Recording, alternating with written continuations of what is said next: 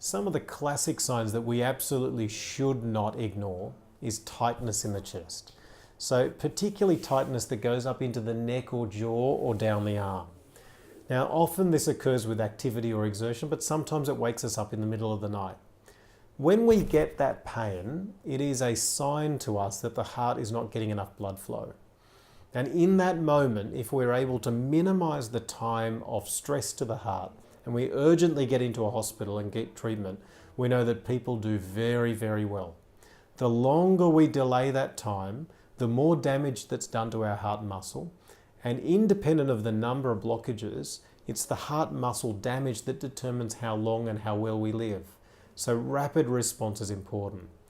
Other symptoms that are associated with the chest tightness is breathlessness, like Sol describes. That's usually with activity or exertion.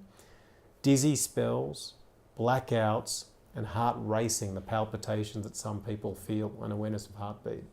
But often people have very few signs, and we know that about 80% of heart disease is predictable. We can predict 80% of heart disease when people have symptoms.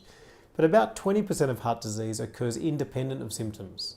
And that for that we need to be ready. We need an action plan. And it doesn't matter whether you're 20, 40 or 80 years old, you need to have a plan. That if these symptoms are unusual to you, they need to be checked out with a doctor. An urgent evaluation is the key. No matter whether you're 20, 40 or 80 years old, you need to have a plan. That if these symptoms are unusual to you, they need to be checked out with a doctor. An urgent evaluation is the key.